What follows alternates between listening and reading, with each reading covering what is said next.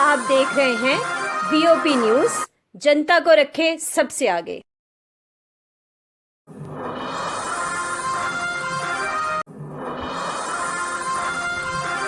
हवाले कर दिया रात को।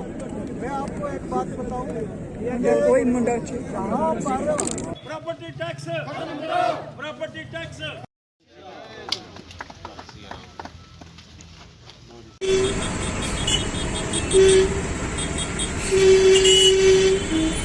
यहाँ पे आए आप। आज का हमारा विषय है जो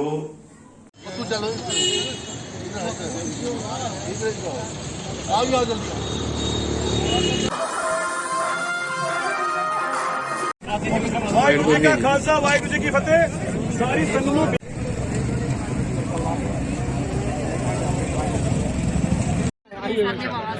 और उन्होंने टाइम दिया कि 2 से 4 बजे तक दिन भी वो देते अपनी अपनी फाइल स्टेटस परमिशन के रिगार्डिंग जो भी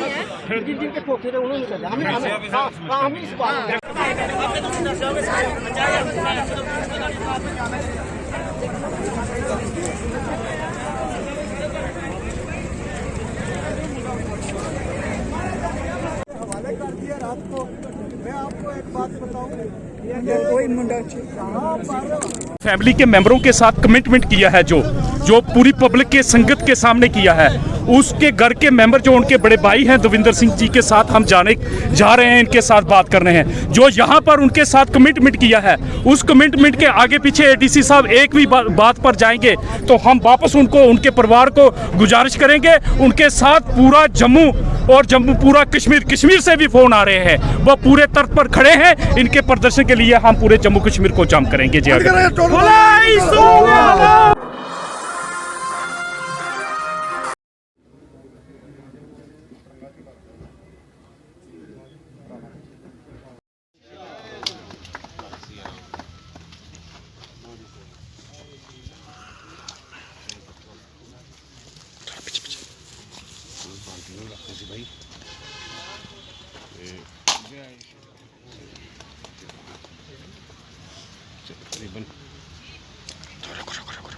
अंदर तो नहीं भेजना, रिबन कटने का।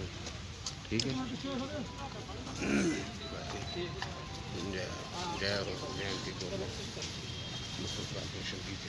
सर रिबन अंदर तो नहीं करना, अंदर तो नहीं करना रिबन। हनुमान की जय हो, भगवत हनुमान जी की जय, वीर बजरंग जी की, संकट मोचन जी की।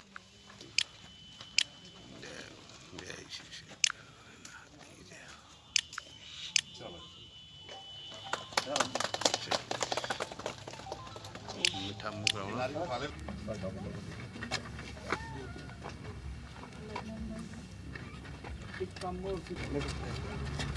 बैठा बांधो, आप इस आगे मंत्री बोलो, शीशे को बांधो।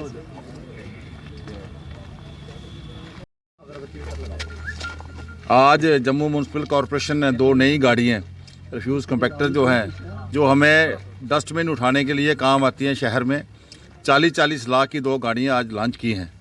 हमें बहुत कमी आ रही थी, हमारे पास पहले जो गाड़ियाँ थी उनमें कमी थी। शहर बहुत बढ़ गया है, नए बाढ़ हमारे 4 बाढ़ नए कॉरपोरेशन में इंक्लूड हुए थे। वो जो नए बाढ़ आए हैं वो गाँव के गाँव हैं, बहुत सा एरिया आया था और उनमें हमारा पहला कंपोनेंट जो पहुंचा यही था डस्टबिन। हमने डस्टबिन लगाना जब शुरू किए तब लोगों को पता चला कि हम जीएमसी में आ गए हैं। तो उन डस्टबिन को उठाना, कलेक्ट करना हमारे लिए बड़ी मुश्किल बात थी। काफ़ी समय से इसके ऊपर हम बातचीत कर रहे थे। तो आज ये 2 गाड़ियाँ हमारी परचेज़ की है हमने जम से 40 लाख की रिफ्यूज़ कंपैक्टर, और ये अलग अलग रूट में जाके जो पहले गाड़ियाँ काम कर रही हैं उनके अलावा ये और इलाके को वो कवर करेंगी, ताकि जो हम एक मिशन लेके हम चल रहे हैं Jammu municipal corporation, green Jammu clean Jammu का, स्वच्छ जम्मू का, एक हंसता हुआ मुस्कुराता हुआ जम्मू, बदलता जम्मू निखरता जम्मू, उसमें और जो हमें सहयोग मिलेगा, ताकि हमारे जो डस्टबिन जो हम नहीं उठा सकते, वो कई बार तो लोडर के साथ उठाने पड़ते हैं हमें, वो टूट भी जाते हैं, कई किस्म की परेशानी आती है। आने वाले समय में मुझे आशा है कि हमारा जो शहर है, जो रैंक था हमारे शहर का पहले 329 फिर 224, आने वाले समय में आजकल सर्वे सिलेक्शन चल रहा है, इसके भी नंबर मिलेंगे और इस बार शहर हमारा जो है 2 अंक में आने का हम लोग प्रयास कर रहे हैं। सब लोग मिलकर ये गाड़ियाँ उसमें हमें बहुत सा सहयोग देंगे, बहुत हमें सहायक होंगे। हमारा शहर और बढ़िया और साफ़ सुथरा होगा।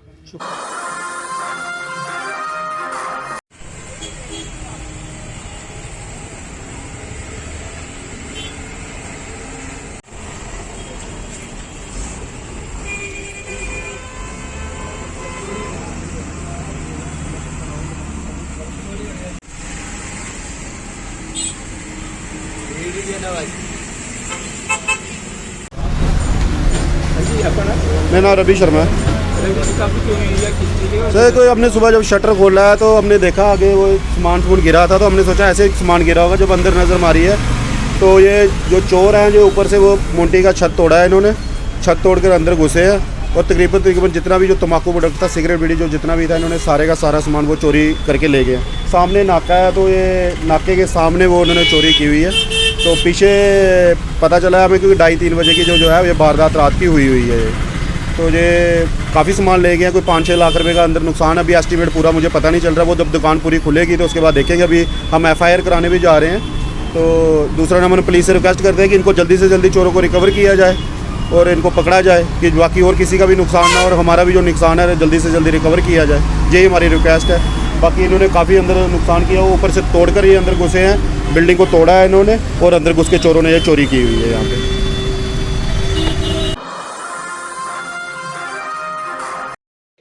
अपने धर्म के इंस्टीट्यूशनों को मेंटेन करते हैं, मैनेज करते हैं, हम भी उन्हीं लाइनों पर चलेंगे। एक तो तीसरी बात यह है कि रिलीजन के अंदर, धर्मस के अंदर एक्सप्लॉइटेटिव मैकेनिज्म नहीं होना चाहिए। जैसे सनातन को बचाना है, उन्होंने बचाया है, राम मंदिर को बनाया है, हम भी चाहते हैं ये भी एक उन्हीं का पार्ट है, हिस्सा है। तो तभी हमारा सनातन धर्म अच्छे तरीके से प्रोग्रेस करेगा और हम सब खुशहाली से रह पाएंगे और अपने जो बुजुर्गों की विरासत है, हेरिटेज है, उनको बचा पाएंगे। With these words I thanks.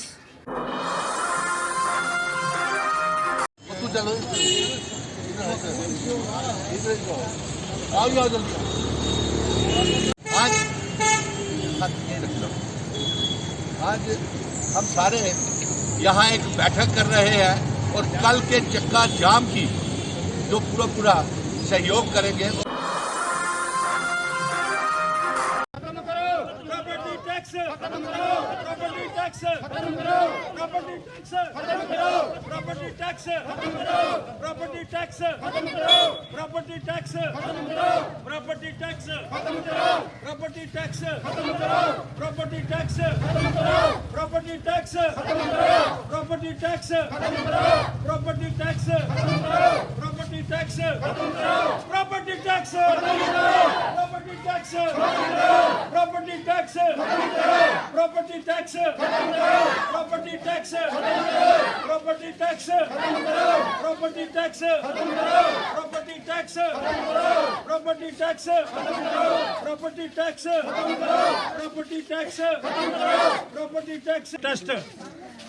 Property tax को लेकर के करने का प्रयास करना चाहता हूं।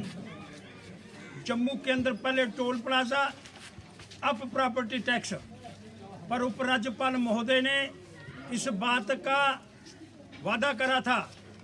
यही उपराज्यपाल सिन्हा साहब, और मैं इनका बड़ा एहतराम करता हूं कि प्रॉपर्टी टैक्स नहीं लगेगा। मेयर ने कहा प्रॉपर्टी टैक्स नहीं लगेगा, डिप्टी मेयर ने कहा प्रॉपर्टी टैक्स नहीं लगेगा। फिर मैं पूछने का प्रयास करना चाहता हूं, आज जो शहर के अंदर बार बार इस बात का प्रचार किया जा रहा है प्रॉपर्टी टैक्स लगाया जा रहा है। अरे बाबा कितने टैक्स लगाओगे? अभी कोरोना काल गया, उससे पहले क्या था यहाँ जम्मू कश्मीर के अंदर? आज भी मिलिटेंसी से ग्रस्त वातावरण है। कल मिलिटेंटों ने यहाँ पर हमला करने का प्रयास करा, RDX पकड़ी गई। कल 2 फौजी मारे गए, पुलिस वाले। और इस समय आप टैक्सों पर टैक्स लगाने का प्रयास कर रहे हैं। इसलिए मैं मांग करना चाहता हूं माननीय उपराज्यपाल जी, आपसे विनम्र प्रार्थना है। आप पहली बार जम्मू कश्मीर की धरती के ऊपर आए हैं और आप लोगों के दिलों की आवाज़ को समझने का प्रयास करना चाहते हैं। इसलिए मांग करना चाहता हूं, ये जो प्रॉपर्टी टैक्स है इससे लोगों को माफीनामा दिया जाए, जम्मू को इस बोझे पर ना लादा जाए, क्योंकि जम्मू के लोग एक पैसा कमा नहीं रहे व्यापारी। जम्मू के लोगों की आमदनी खत्म हो गई है, ऊपर से मिलिटेंसी का कर्म, ऊपर से कोविड का वातावरण। आप सब लोगों को वेलकम करता हूँ। आज की जो हमारी प्रेस कॉन्फ्रेंस का मुद्दा है कि सेंट्रल गवर्नमेंट ने जो ये नोटिफिकेशन निकाला है और जो अंडर सब्सटेंशियल जाएंगी उनके लिए इसमें कोई बेनिफिट नहीं है।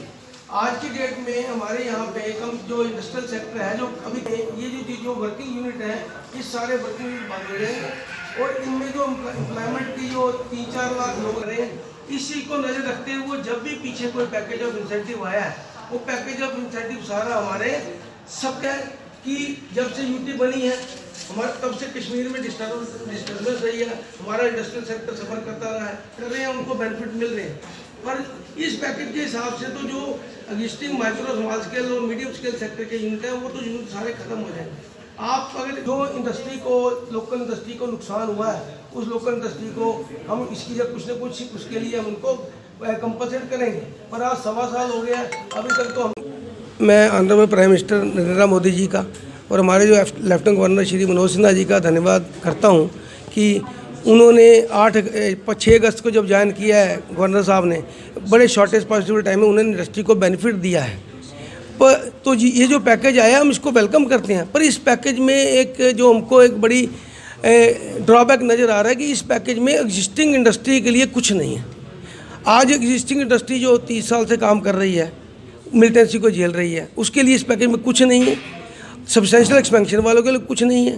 तो मेरी ये रिक्वेस्ट है कि इसमें उनको पहली बात है कि जैसे जीएसटी का रिफंड है, इसमें 2-3 चीज़ें हैं। एक जीएसटी के रिफंड के लिए हमारे को एग्जिस्टिंग इंडस्ट्री को और सब्सटेंशियल एक्सपेंशन वालों को कवर किया जाए।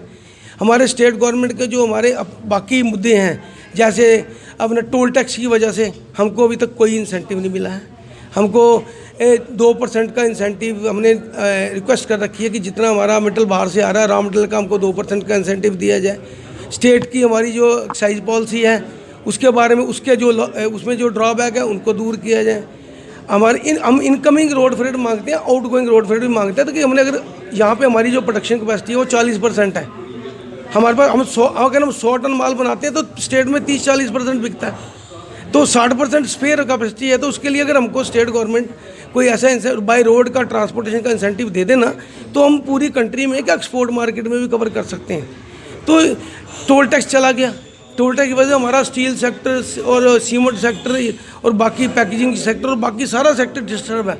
आज जो हमारे ट्रेडर जो उस टाइम बड़ा बढ़ चढ़ के बोलते थे कि हम टोल टैक्स की ये हो जाएगा, ये चीज़ें सस्ती हो जाएंगी, कौन सी चीज़ें सस्ती हुई हैं मेरे को बताइए। उल्टे वो लोग भी परेशान हैं। आज नेबरिंग स्टेट से दुनिया भर का माल आ रहा है, पंजाब से आ रहा है, हिमाचल से आ रहा है। तो मेरी ये अपील है ऑनरेबल लेफ्टिनेंट गवर्नर साहब से कि micro small scale sector, MSME sector जो काम कर रहा है 30 साल से 4-5 लाख लोगों को एम्प्लॉयमेंट दे रहा है, आप चाहते हो कि वो बंद हो जाए और नए आ जाएं। जब नए आएंगे देखी जाएगी।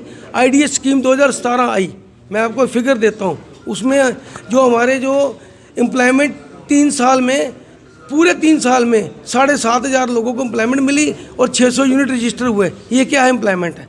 तो उस पैकेज में भी जो खामियां थी हमने बड़ी गवर्नमेंट को बताई, पर कुछ नहीं किया। उसका रिजल्ट आज देख रहे हैं, उस पैकेज में कोई भी यूनिट नहीं आया, बिल्कुल जीरो, ऑलमोस्ट 0% ग्रोथ हुई है। अब ये पैकेज आया, अगर इसमें भी हमारी बात सुनी नहीं जाएगी तो मेरे को नहीं लगता कि यहाँ पे इन्वेस्टमेंट आएगी। तो मेरी ये अपील है कि इसमें जो हमने डिमांड रखी है वो डिमांड हमारी गवर्नमेंट को चाहिए, उसको हमारी डिमांड को जो एक्सेप्ट करें, हमारे साथ स्टेक होल्डर के साथ मीटिंग करें। और जो स्टेट की इंडस्ट्रियल पॉलिसी आनी है उसमें जो हमारे स्टेट के पॉइंट है, टर्नओवर का पॉइंट है, हमारी जो इनकमिंग रॉ मटेरियल का पॉइंट है, जो हमारे कमर्शियल टैक्स के इश्यूज़ हैं, स्टेट पॉलिसी के इशू हैं, वो सारे रिजॉल्व किए जाए।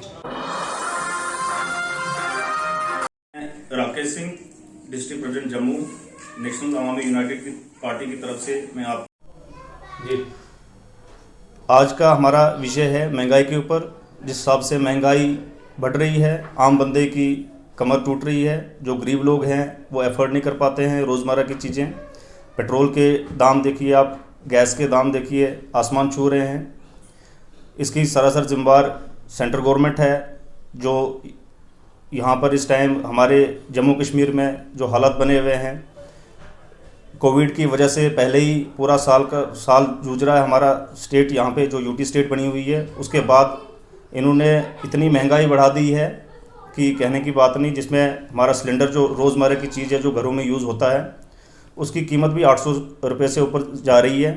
पेट्रोल उन्होंने तो 100 के बराबर पहुंचा दिया है। हमारी अपील है सेंट्रल गवर्नमेंट से कि हमें रियायत दिया जाए। और अब ये तो बड़ी बड़ी बात है कि अब टैक्सों की बात की जा रही है।